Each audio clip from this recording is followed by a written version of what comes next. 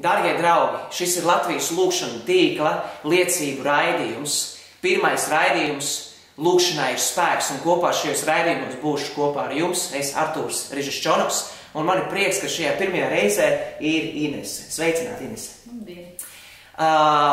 Pirms mēs runājam par to, kas ir lūkšana, par to, kas ir personīgas attiecības ar Dievu, kāpēc tas ir vajadzīgs, kāpēc tas ir tik ļoti svarīgi mums kā kristiešiem, es vēlētos mazliet palūgt, tu varētu mazliet par sevi pastāstīt. Un tad mēs iesim cauri tam, ko mēs gribam šodien šajā vakarā runāt.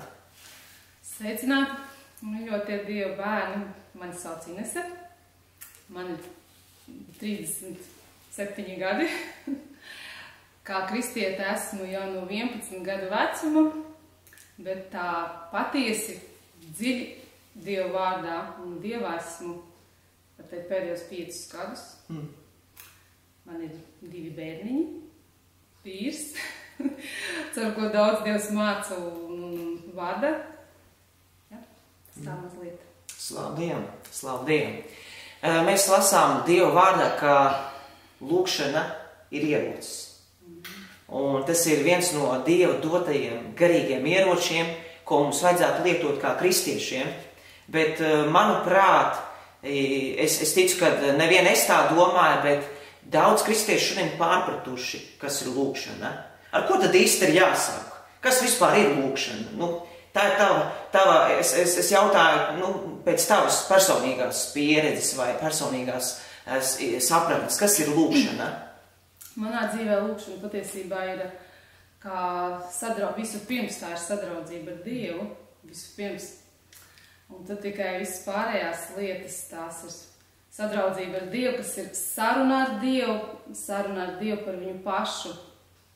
To, kas viņš ir, kāds viņš ir, kāda ir viņa personība. Un tikai pēc tam visādas pielūkšanas, aizlūkšanas. Un tā kā es pieturos patiesībā pie Timoteja vēstules 2. nodaļas. To var uzšķirt. Kā tur rakstīts, Pāvils saka Timotejam, tad es pamācu tevi vispirms turēt lūkšanas, pielūkšanas, aizlūkšanas, pateicības lūkšanas par visiem cilvēkiem, valdniekiem un visiem, kas ir augstos amatos, lai mēs dzīvotu mierīgu, klusu dzīvi. Un šeit vispirms Pāvils uzsver lūkšanu, tad ir pielūkšana un aizlūkšanas. Un šī lūkšana manā dzīvē ir tik svarīga, ka pirms es nāku pie Dieva, es nāku, lai būtu, sarunā ar Dievu, es pirms iepazītu viņu pašu, abrīnotu viņu pašu. Kad es, lai tuvotos Dievam visu pirms, tev ir jābūt brīvam garā, lai viņu spētu sadzirdēt. Un visu pirms, protams, mēs nākam ar grēku nožēlu Dievu priekšā, attīramies, svētījamies, un tad mēs nevis sākam ar aizlūkšanām vai prasībām no Dieva, bet vienkārši nākam Dievu priekšā, abrīnot viņu pašu, kāds viņš ir. Un kad Dievs ar savu vārdu atklāja sevi tādā veidā, ka viņa raksturu mēs sākam iepazīt, solīt pa solītam, izrakstīt. Es vismaz pie sevis tā daru, ka es izrakstu viņa raksturu īpašības, un tad es sarunājos ar Dievu par to raksturu īpašību. Kas viņš ir, piemēram, žēlastība. Mēs zinām, ka Dievs ir žēlsirdīgs, ja mēs tādas, populāras, tādas īpašības viņam saprotam, bet cik mēs dziļi paši personīgi esam izgājuši. Cik Dievs pats ir atklājies kā žēlsirdīgs Dievs. Un tad ir tā, ka es vienkārši par to lūdzu, un svētais gars vada. Un tad ir tā, ka tu kaut ko dari ikdienā vai kaut kādās situācijās nonāc, ka tu vienkārši vari apstāties un teikt, Dievs, tu esi žēlsirdīgs Dievs.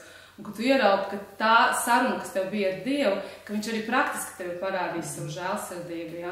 Tad, kad tu atgriezies jau atkal uz lūkšanu ar viņu sarunāties, tad tu vienkārši vari apbrīnot viņa žēlsirdību, ja? Tu vienkārši ieeji dziļumos, sāc izpētīt, cik žēlsirdīgs, ko vispār žēlsirdība nozīmē, ja?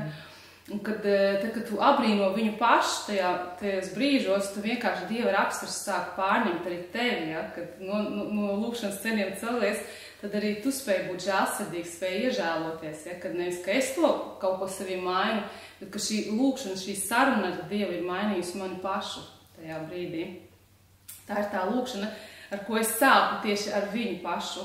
Un tikai par viņu, neiesaistot ne sevi tajā visā, neko tam līdzīgi. Un tad ir tā, ka tu sāc jau ar to, ka tu tā piepildies Dieva klātbūtnē, ka Dieva godība tā nonāk, ka tu vienkārši sāc slavēt viņu, pateikties viņam, dziedāt, pielūgt viņu par to, kas viņš ir. Un tad, kad tu jau esi tik tuvu Dievam, ja, tad tu vari vienkārši prasīt, lūgt, aizlūgt par cilvēkiem, tad tas nāks kā tāda ticība. Tev ir ticība, ka tas, par ko tu lūdz, tas arī tiks atbildēts. Un tāpēc ir ļoti svarīgi, es vienmēr, kā arī beigās rakstīts, un par visu esiet pateicīgi un pienesiet pateicības lūkšanas. Ja? Ka tas ir tik svarīgi, ka mēs nedrīkstam vienkārši aizlūgt un nepateikties jau par atbildi, jo tā nav ticība. Tā, ka tu tikai pateicies jau, kad kaut ko, ja esi saņēmis, tā jau vairs nav ticība. Un līdz ar to, lai tu saņemtu, jo Dievs ir dzirdējis tavu lūkšanu, viņš gaida to pateiciet. Cik daudz Pāvils par to runā, esiet pateicīgi par visu, ja? Par visu pateicieties, un cik svarīgi ir tieši, ka tu lūdz, aizlūdz, uzreiz pateicies, ka tu jau esi saņēmis, vai kad ir jau nākusi uzvara, ja? Kad viss ir, sātans ir zaudējis, pasludini jau to, un tad tikai saka savu āmeni.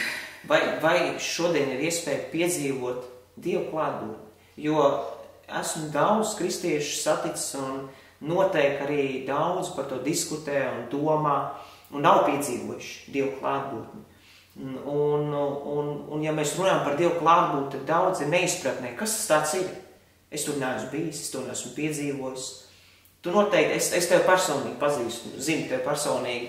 Un tad, kad mēs ikdienā kādreiz satiekamies, runājam, mēs runājam par lūkšanu, mēs runājam par attiecībām ar Dievu. Un tev noteikti pieredze tāda ir. Un es to piedzīvojis savā dzīvē, jo tu esi jau iesāk runāt par lūkšanu. Ja? Es domāju, ka es tā saprotu personīgi, ja mēs veidojam attiecības ar Dievu, mums ir attiecības ar Dievu. Viņas mums ir un noteikti mēs arī piedzīvosim Dievu klātbūtni. Viņš tur būs, jo viņš ir apsolījis. Mēs arī lasām Dievu vārdā, Jēzus ir apsolījis savu klātbūtni. Bet mums ir arī svētais gars. Kā ir ar to klātbūtni? Tu noteikti esi piedzīvojis. Pastāsti mazliet. No klātbūtne ir tā, ka nevienmēr ne visās lūkšanās tu tā uzreiz meties un ir dienas, kad tu vienkārši lūdz un liekas, debesis ir no vara, nekas nenotiek. Un tad viena diena tu esi pacelāts, otrā dienā vienkārši liekas, kas notiek ar mani, ja? Un es kā tieši par to tēmas ar Dievu runāju, saku, Dievs, kāpēc tā ir, kad mēs kristieši vienu dienu tiešām esam, kas saka, liekas tik tuvu Dievu, un otrajā dienā mums jau esam nobēdājuši, vēl kaut kas tāds ir. Un patiesībā tie ir tie šēršļi mūsu lūkšanām, kas aizskavē patiesībā Dievu tuvumu, Dievu godību.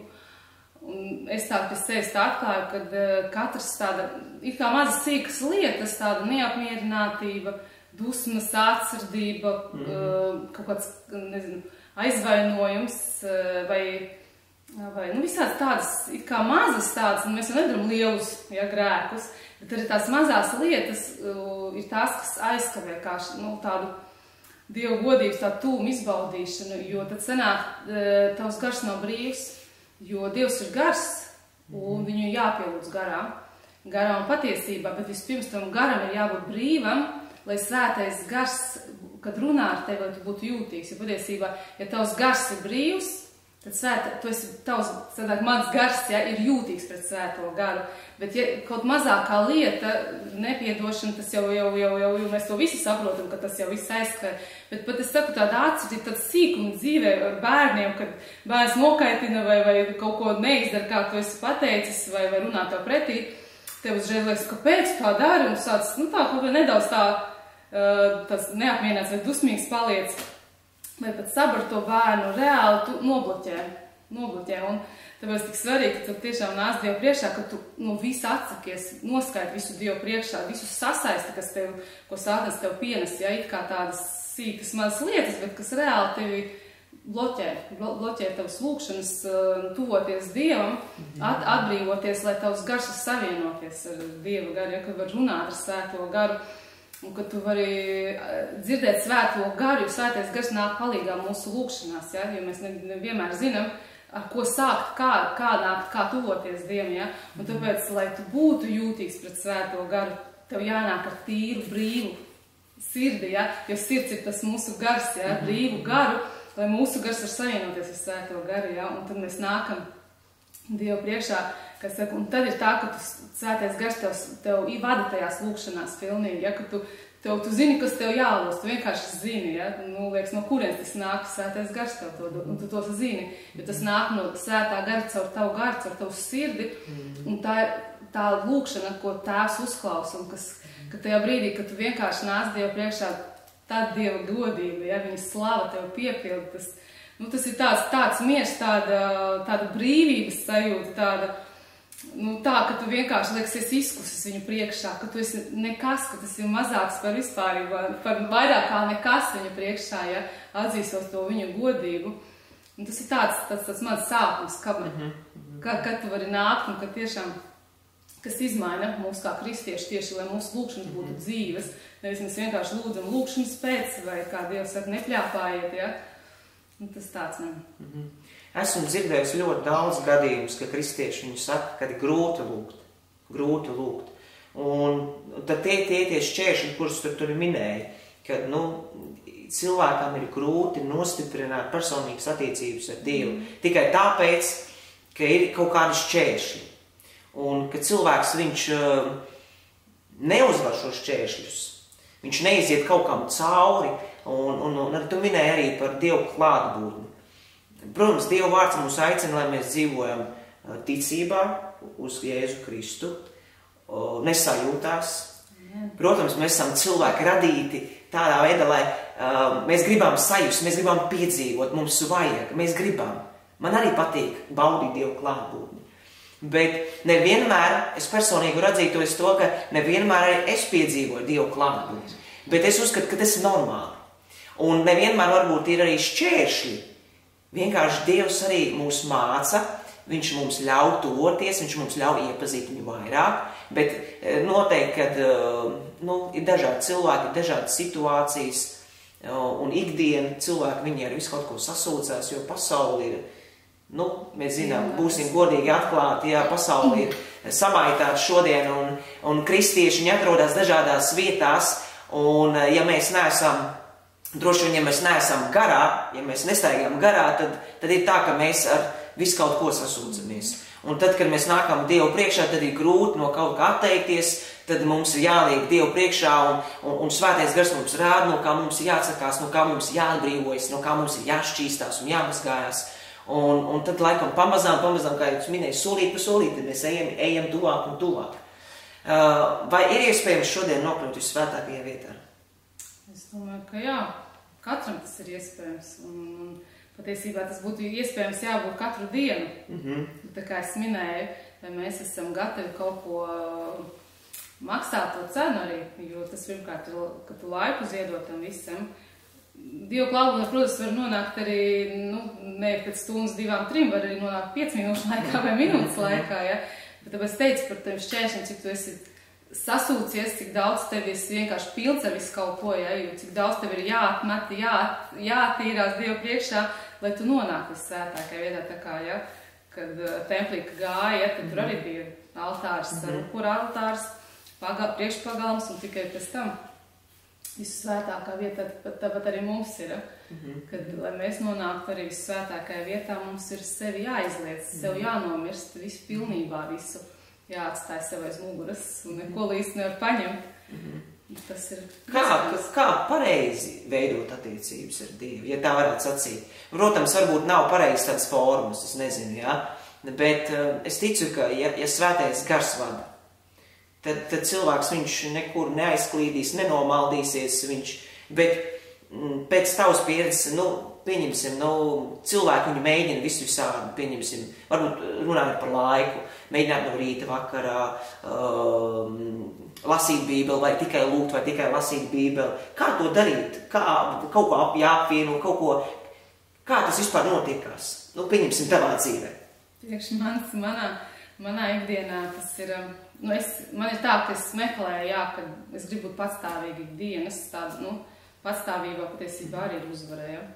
Regulāri kaut ko, tādu, ka tu visu laiku to dari, un es to tiecos, protams, man nav tā, ka man ir lūkšanas stundām, kā kuru dienu man tās lūkšanas ir, ja, un man Dievs devis brīnišķīgu darbu, kuru laikā es varu meklēt un lūgt un iedziļināties, bet es ar ko sāku parasti, esot, piemēram, arī darbā, es vienkārši ņemu Dievu vārdu, nāku Dievu priekšā, protams, atbrīvojos no visas tās,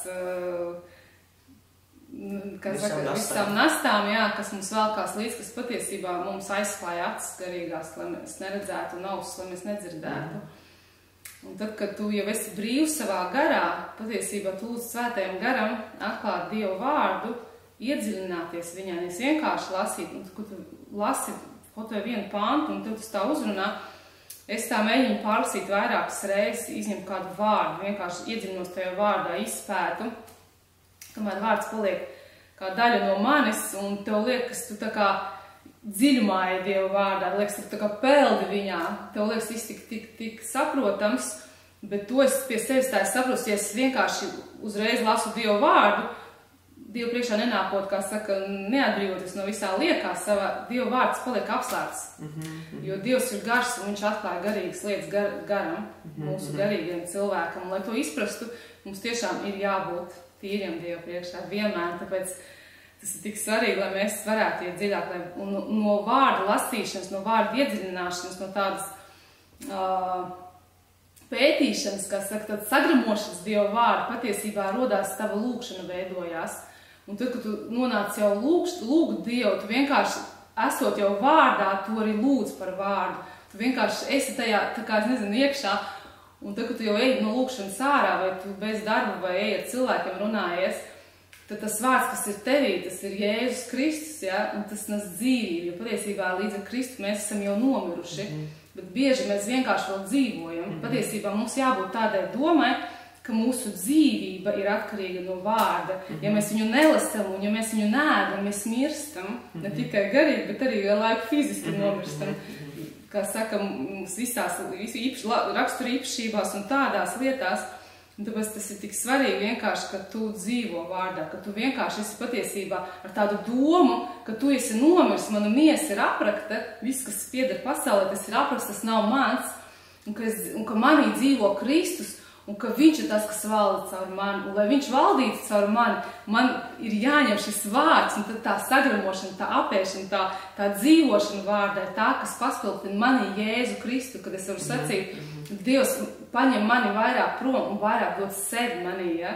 Kad vairāk, lai tu parādies pasaulē, tā ir tā, ka tu nomirst, ka tu vienkārši savu domāšanu, jo domāšana tas ierocis, ko Sātans mēģina izmantot, ar ko mums gāst kristiešus, ja viņš jau nenāk mums ar pātagu un neteiks kaut ko, ja, bet tieši klusiņām caur domām, un tāpēc ir svarīgi tiešām apģērbt šo bruņu pestīšanas cepuri, ja, ka mums viņi ir sasaistīta ar vārdu, ka Sātans vienkārši nespēja, ka mums ir, lai ir tādas domas, ka tu vari sacīt uz situācijām vai lietām, ka tu skaties jau ar Dieva acīm, ar vārdu, ko vārds par to situāciju saka. Brieži vien nonāc kaut kādās problēmās situācijas, pēkšņi cilvēciskais pirmais lēc ārā, ja? Bet cik svarīgi tev apstāties tā, ko Dieva vārds par to saka, ko Dievs tev par to saki. Ej un lūdzu, nemeklē atrisinājumu tam, nemeklē pats to izēju, vienkārši ej un Dievu priekšā to lūdzu, tu pats to esi pieredzējis, es zinu, vai ne? Ka tas tik svarīgi, kad mēs pirmkārt Dievu tajā visā, ja? Un tad tikai paši sekojam viņam. Un kad mēs tiešām, un līdz ar to es sevī to pamanīju, kā mainās raksturs, kā es atnākot vienam mājās, es pilnīgi savādāk uzturu, ka man bērns sāk niķoties, neklausīt vai vēl kaut ko.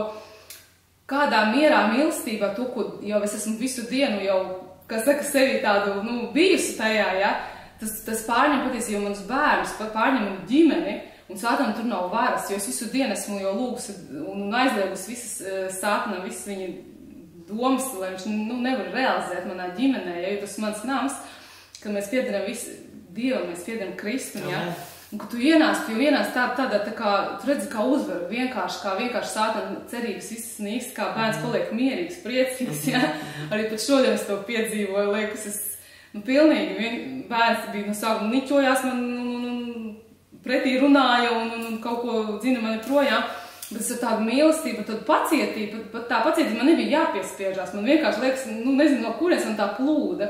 Un pēkšņi mans bērns sāk smaidīt un tā atraisās, proti, tāds pilnīgi tā uzvar, un es tā sapratu, cik svarīgi tiešām tas ir, ka tu ikdienas vārds, vienkārši caur vārdu, tavas lūkšanas rodās, tavu garīgā dzīve, ja, un tad tu lūdz jau caur vārdu, ar vārdu.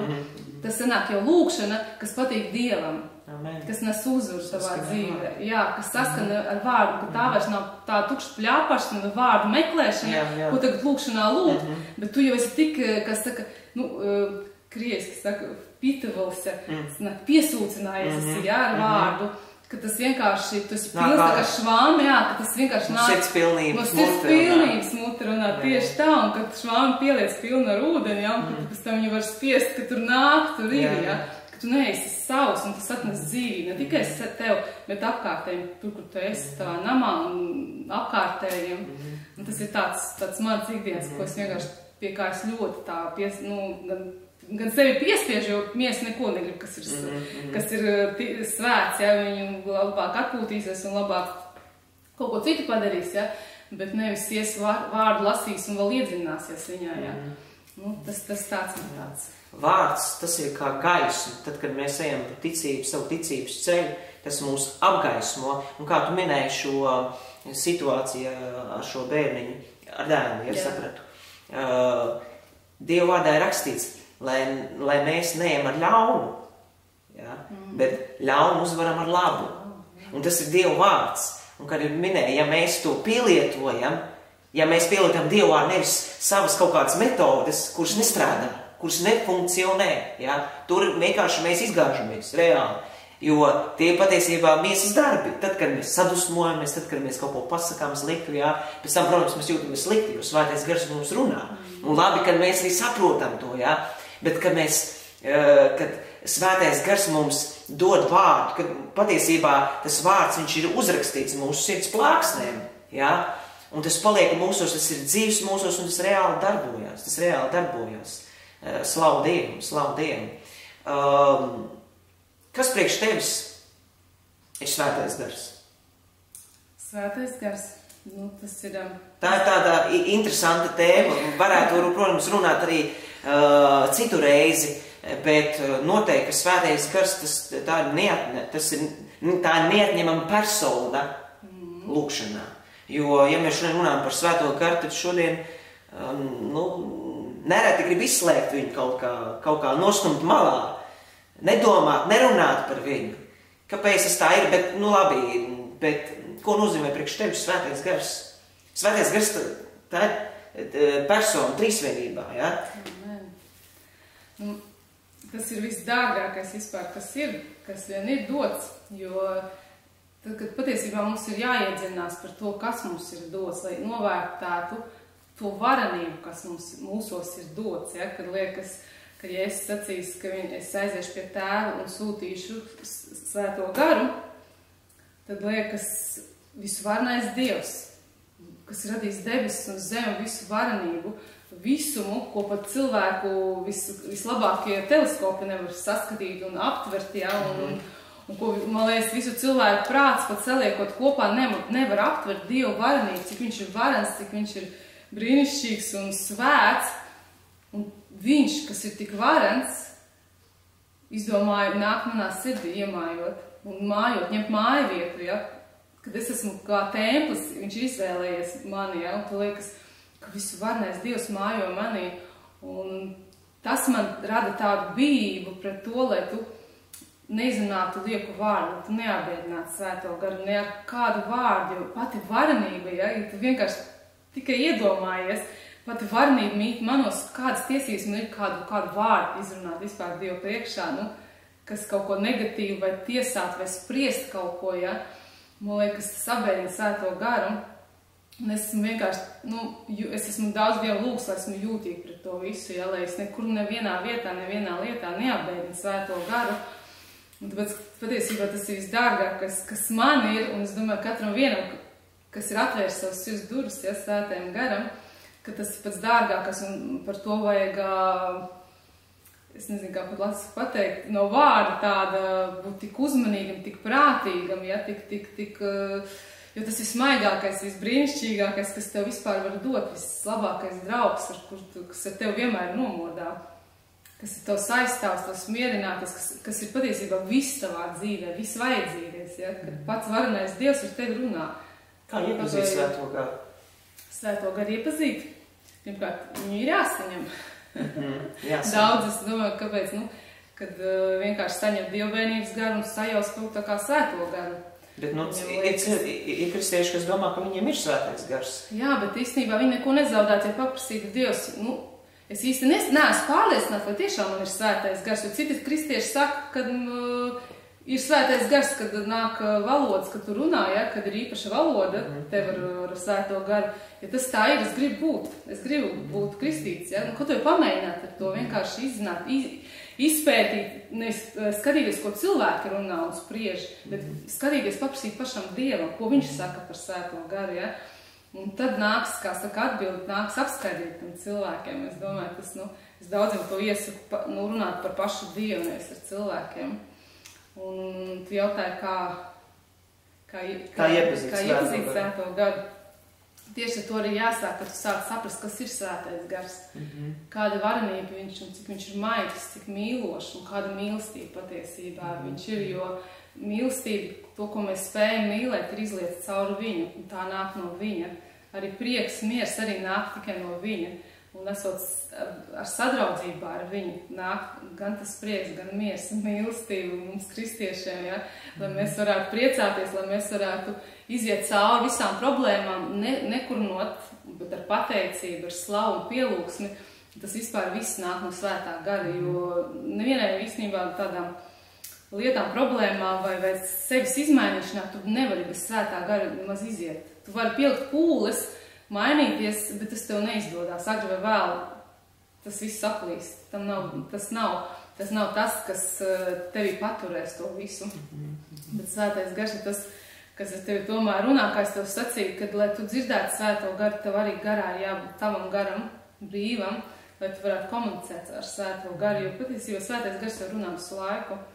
Gan caur savu vārdu, gan arī brīdinot mūs visādās lietās. Un kā svētais, ja tu iepazīsti svēto garu, tu iepazīsti tēvu.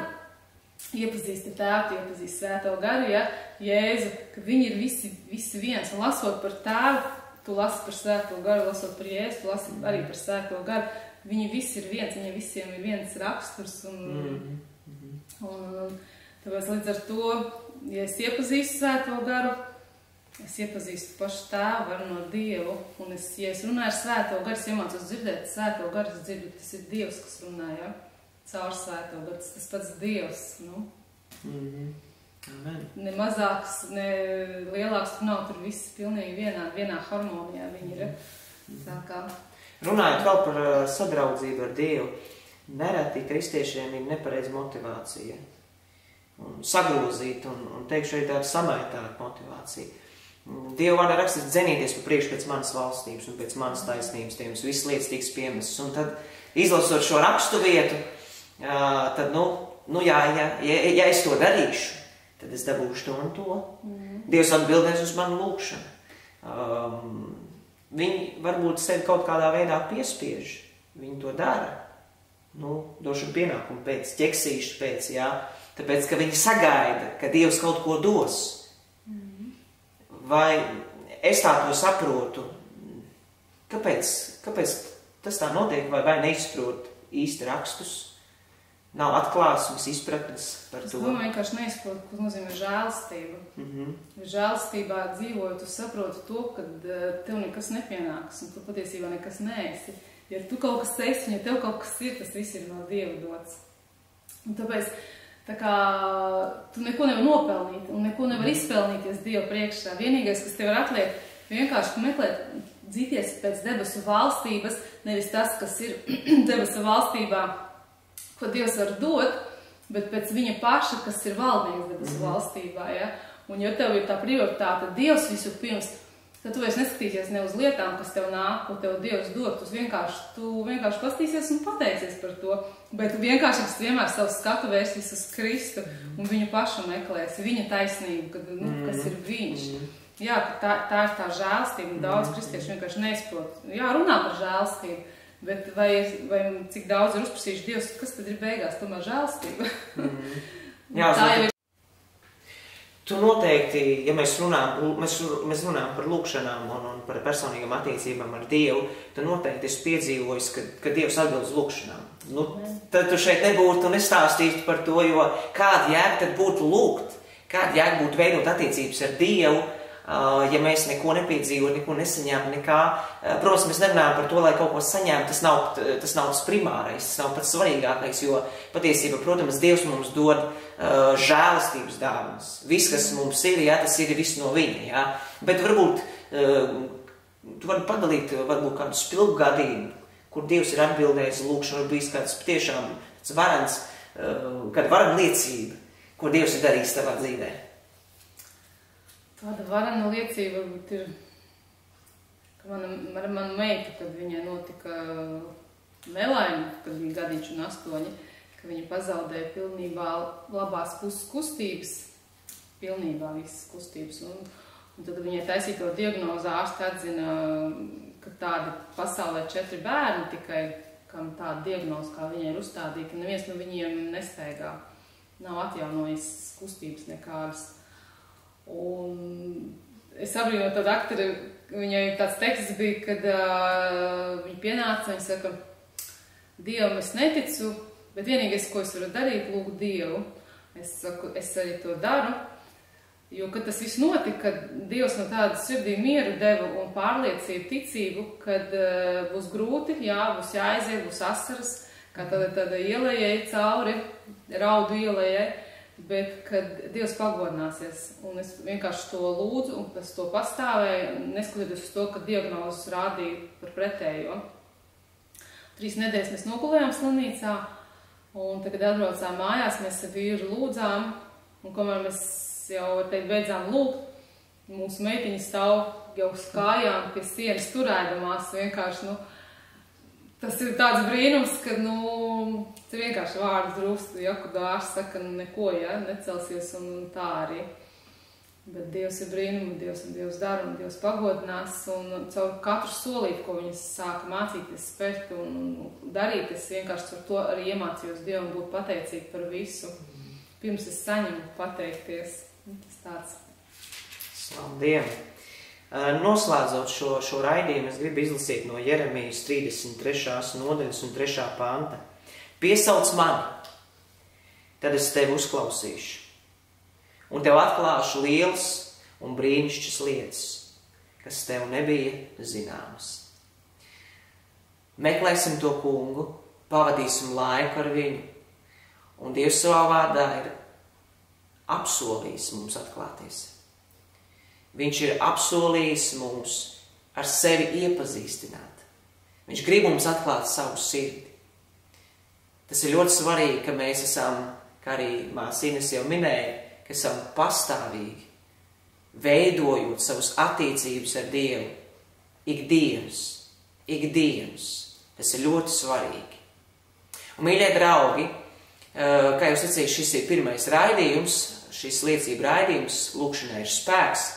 Bet, ja tas kungs ļaus mums atkal tikties nākamajā reizē, tad nākamajā reizē būs kāds cits viesis, un mēs turpināsim un runāsim par to, ko Dievs dara mūsu dzīvē, ko viņš ir spējīgs darīt, jo bez viņa mēs nenieka nespējam darīt. Un tā ir rakstīts Dieva vārdā.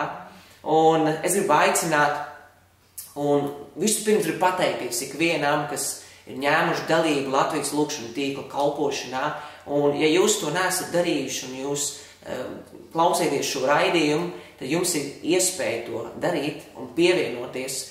Un ir dažādas iespējas. Jūs varat lūgt par Latviju.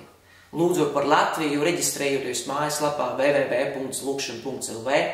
Lūdziet par cilvēkiem, par viņu iesūtītajām vajadzībām.